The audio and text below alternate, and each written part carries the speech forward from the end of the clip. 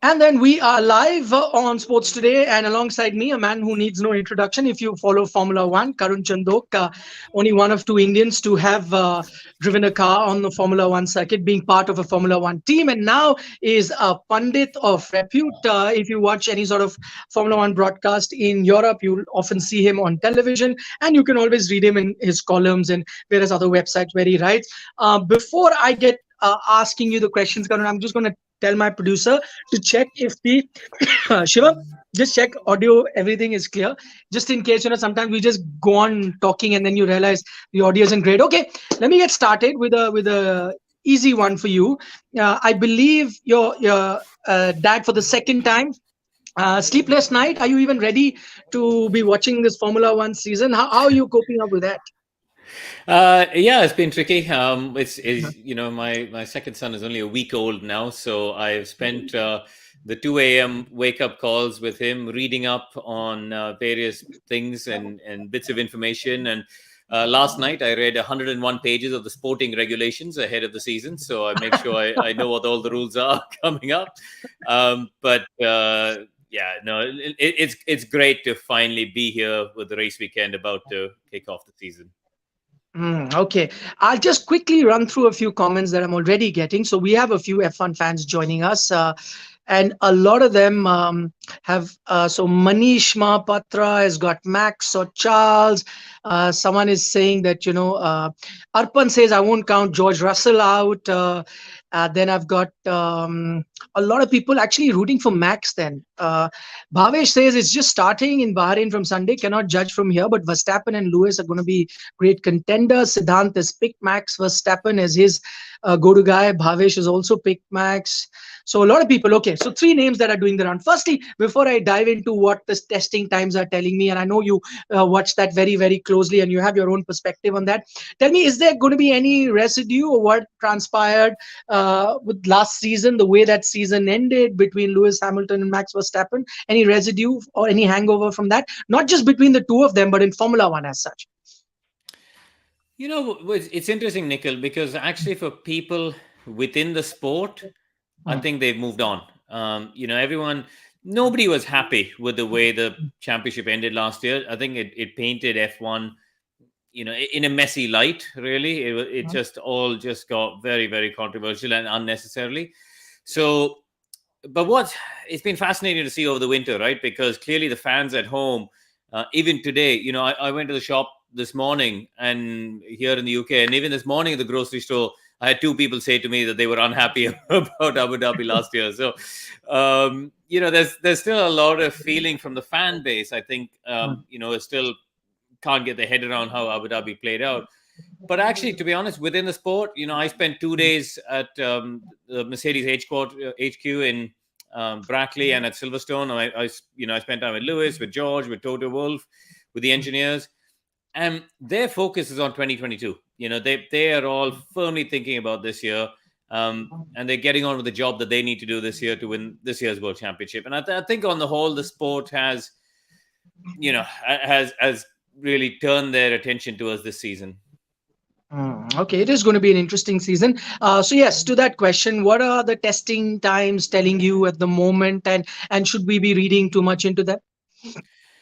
I don't think you should read too much into it because this year we have a whole new era of Formula One. It Yes. is the first time in 40 years I can think of, since 1982, in fact, which is exactly 40 years ago, that we've seen such a big regulation change on the chassis side. Honestly, I'm not underplaying this at all or overestimating it. That is absolute fact. And so it is a huge change. The cars, for everyone who sees it for the first time this weekend, they look completely different to previous years. The philosophy behind designing it is completely different. And normally when we have a big rule change, we see the order changes as well, and it gives other teams an opportunity. So far in testing, Ferrari have looked very, very competitive. They've had a couple of not great seasons in 20 and 21. 20 in particular was a terrible season for them. They were down to sixth. But this year, they look like they've got a good car so far. Red Bull look like they have a very good car so far. Mercedes look like they're on the back foot a little bit. They look like at the moment they are perhaps the third best team. But you can't underestimate that team.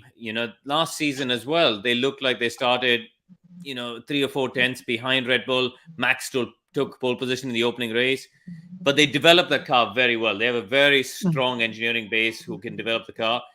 And I firmly believe that Mercedes have the best driver pairing in Formula One today. As a combination, George Russell and Lewis Hamilton, as a combination, are the best driver lineup on the grid. So I think you can never underestimate a team that's won 8 constructors world championships in a row.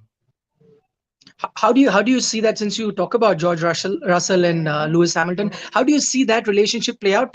It's not been an easy time if you're very competitive with Lewis Hamilton. I can go back to Fernando Alonso, Lewis Hamilton, Nico Rosberg, Lewis Hamilton. So how do you see that play out now? It's going to be really interesting. I think you picked up a very interesting point, which is about Fernando Alonso. Back in, for those who don't know, back in 2007, Lewis and Fernando were teammates at McLaren, and the relationship completely imploded. And Fernando left the team at the end of the year, and in the end, they both lost the championship by 1 point to Kimi Raikkonen, who managed to sneak in. So the reality is that we have to see how it plays out. Toto Wolff, the team boss of Mercedes, has been very open about the fact that he wants George to fight and compete for wins. He wants to see George right there from the first race, competing and fighting for victories, and not being a number two, not being an understudy to Lewis. So that, for me, is very interesting, and it's quite a bold step from Mercedes to take, frankly. I think George has been a fantastic qualifier, and we have to see when we get to the races whether he can match Lewis. That's Lewis's strength, to be honest. I would say since 2018, his strength has been when it comes to the races on Sunday. He's extremely fast and consistent for every single corner of every single lap of the race. And only Max Verstappen, I would say, has been at the same level in recent years. That's interesting. You talk about Lewis Hamilton. We always knew him as being that fast driver, and you talk about that 2007 season. He got alongside, Fernando Alonso as his teammate, who was a double world champion by that time. Yet he was ahead of him till that last race of the season. So he came in with a lot of hopes on him, and he's been extremely quick from that day one. But what do you think has changed? I remember that Lewis Hamilton, who was never happy whenever his tire started wearing out. He would always be complaining to his team. Has he changed that driver, or is it same, just who's quick, but when the conditions are tough, when the going gets tough, he's not quite there? How do you see, or he's really matured to be that driver who can balance both things? He's completely matured. He is. I honestly, I would say from 2018 onwards, he has become such a well-rounded, complete driver. In the past, we would see Lewis would do everything he could to get pole position, and then sometimes the races wouldn't quite go to plan. But I think he's understood that to win world championships, you have to score points on Sundays, and he's changed the way he goes about racing. And there's a reason why he's statistically the most successful driver in our sport. He's won as many championships as Michael Schumacher. He's won more races, taken more pole positions. The guy is a complete package, unquestionably. And the only driver on the grid, I say it again, who has been anywhere close to challenging him has been Max. And finally, last year, Max, really was an equal for him. They went into the last race equal on points. And that was the first time in, a very, very long season that we've seen Lewis challenge like that. I've got a question here by Sai Shreyas. He wants to know from you, Karun, that Mercedes with no side pods and Ferrari with huge side pods, how are those theories working for both?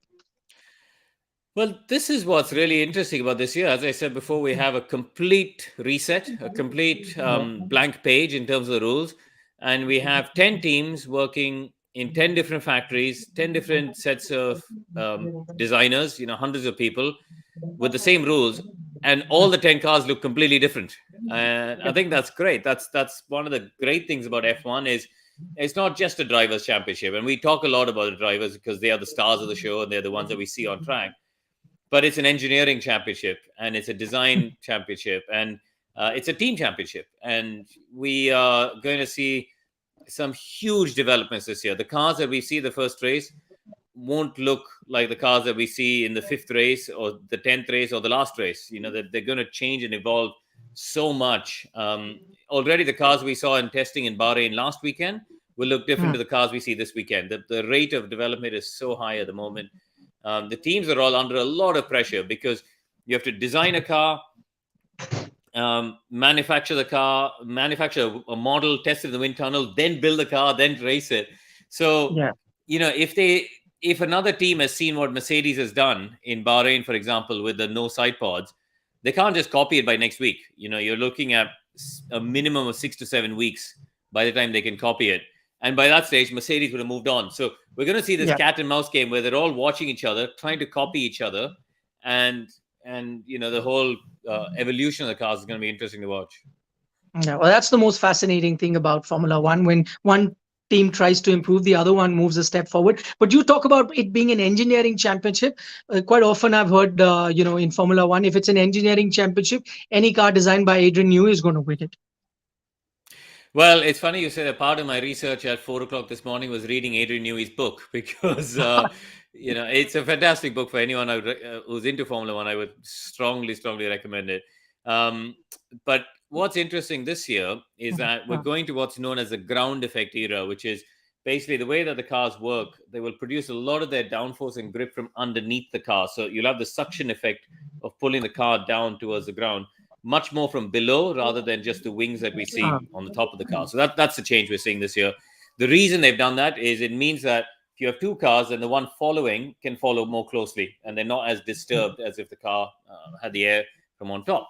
So And that dirty Adrian air is not Newey, going to be very crucial now, is it? it will still be an effect, but it should be less of an effect. So we should see much better racing, to be honest. And the drivers have all said so far in testing, it's been much improved. And one thing to bear in mind is of the current grid, Adrian Newey, I think, is one of the few, if not the only, top level technical directors who was in Formula One at the previous ground effect era in the early 80s. He was around in 81, 82. And that was the time when he just started his career in F1, the late 70s and early 80s. So, I think having that experience of how ground effects work will make a big difference in the early stages, while the other teams at least get an understanding of their cars. Okay, I've got another question here from Piyush Plaban. He wants to know, he's clearly a Max Verstappen fan because he was the one who was speaking him earlier as well. Says, how many world championship do you think Max will win in his career? Ultimately, it's going to come down to the car as well. I think last year was the first time he had a car that gave him the chance to be world champion. And he drove a great season. If you look at across the year, the only mistake I can think he made was in qualifying in Saudi Arabia when he hit the wall. Apart from that, he made no real errors. It was aggressive. He was controversial. We had the incidents and Silverstone, which I think was more Lewis's fault, but I think you had the incident in Monza, which was more Max's fault.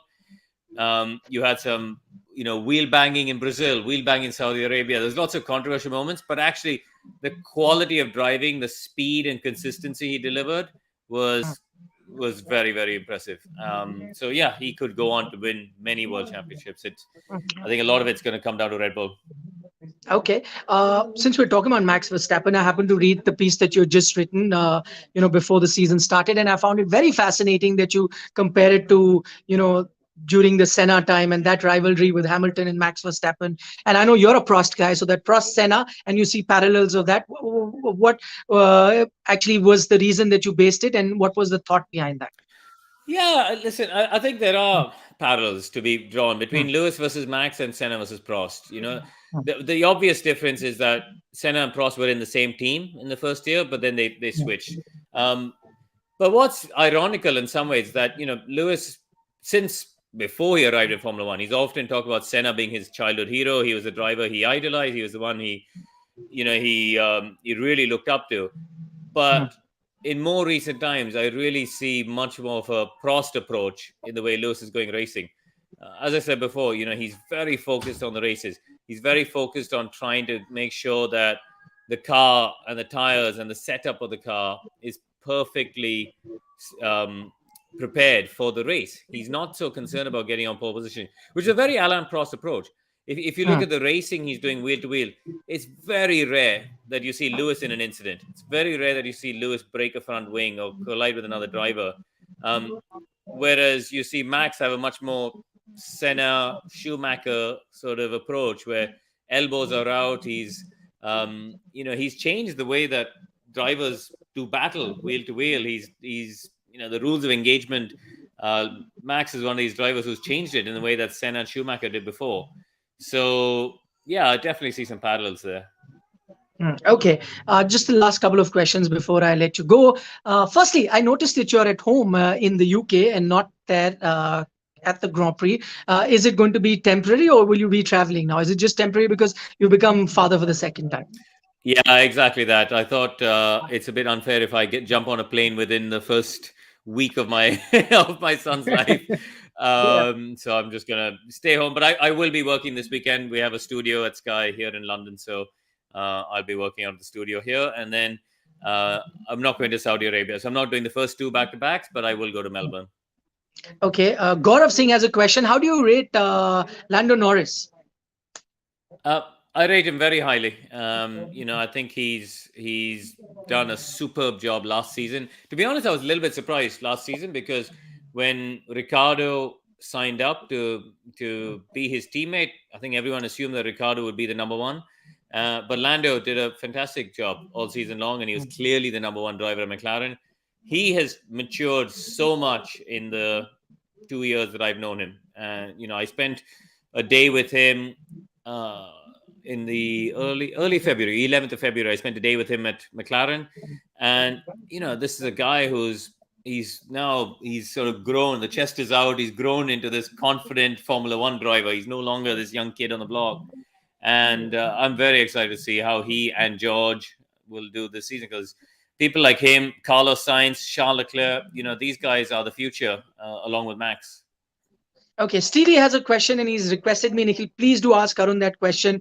Can we see Jahan Daruwala in F1 any time soon? I know he's got a few wins under his belt this season in F2. What have you made of him? I hope so. I've been helping Jehan and his father Khurshid over the last few years, just trying to help give them a bit of advice and open up some doors for them to try and get him a seat in F1. He's got a fantastic opportunity this year in Formula 2 because he's racing with Prema Racing, who have been the number one team in Formula 2 in recent years. They won the championship with Mick Schumacher 2 years ago. They won the championship last year with Oscar Piastri. So he's in the championship winning car. So this is his golden opportunity to make it work. If he does win the championship, that puts him in a much better position to get a seat for 2023. So, he's a very, very level-headed young man. I have a lot of time for Jehan, and that's why I'm helping him, to be honest, because he's a nice kid. And I'd like to see if I can try and help him up that final step. Okay, last two questions I'll take. Rishik Yadav says, I'm a big F1 fan. He says, this season Hamilton will kill it this time around. What do you think of the W13? He has to say, yeah. Did you get that question? Yeah, I think, he's asking about the W13, which is the Mercedes Formula One car. It is very impressive. The design when they unveiled it, you couldn't believe how small and tightly packaged the whole thing is. It certainly made raised a lot of eyebrows within the Formula One world. I think there is a lot of inherent speed and performance in that car. They're not yet able to fully unlock it, but when they do, I think the opposition will need to watch out because there's a lot of things that look right about the car. At the moment, they have an issue where they can't control the car bouncing around. We got new tires this year. We got 18-inch wheels, bigger, taller tires, so the cars will look quite different to the tires itself. And the way the aerodynamics work is quite different. So Mercedes need to still understand it a little bit more, but I'm fairly confident they will unlock that performance fairly soon. Okay, final question. And Ayush Pandey, Siddhant Sachdeva, both of them are roughly asking the same question. They're asking you to pick your favorite based on whatever you've seen so far.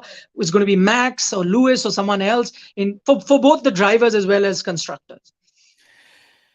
I think from everything I've seen so far, I would say Red Bull and I would say Max is in a very strong position for the Drivers' Championship. The car looks very good so far. And he's now got the number one on his car. He's got a whole load of new self-confidence, not like he needed anymore, but he's emboldened even more. For the constructors, I would actually still say Mercedes. I think, as I said before, I think they have the best driver lineup in F1. If they can get a better understanding of their car and unlock the performance, I would say Mercedes for the constructors. But it's a question of, if they allow Max to get away in the early part of the year and get a bit of a points gap, that might be a little bit tricky for Lewis in particular, but also George to pull him back in. Okay, I think you've made both sets of fan very happy when you've picked one Max Verstappen for the driver's title and It's what Mercedes happened for. last year, right? Yeah, correct. That's true. But last year was like at the knife's edge. It could have gone either I way. know. I mean, just that Yeah, but last lap. listen, I'll tell you what, the Yeah. dark horse for this year's Ferrari. I think the dark horse for Wow. the constructors could really be Ferrari this year. They have, I think, the second best driver lineup in F1. I think both Sainz and Leclerc. The only reason I put Mercedes ahead is because I think, Sainz and Leclerc have won 2 races between them as a lineup, whereas Lewis has obviously won over 100 races and 7 world championships. So that experience of being a title contender is still lacking in the Ferrari lineup. But they've got 2 excellent drivers, and I'm a big fan of both of them, both Charles and Carlos. So yeah, watch out for them this year. All right. Thank you so much, Karun, for sparing time and speaking to us. And for those of you who do not get a chance to see Karun on Sky, what you can do is follow him on Twitter. And he keeps putting those interesting articles that he talks about Formula One. So if you're Formula One fans, do give him a follow on social media and you'll get all the insights, even though we don't get that broadcast here in India. But Karun, thanks so much once again. I know, I hope you get peaceful nights. That's the best I can hope for at the moment. Being a father myself, I know how tough that can be. And now with 2 young ones to handle at home, it'll get even tougher. But all the very best, and hope you have a great time covering this season as well. Thank you. Thanks, Nikhil. Thanks. Bye. Bye.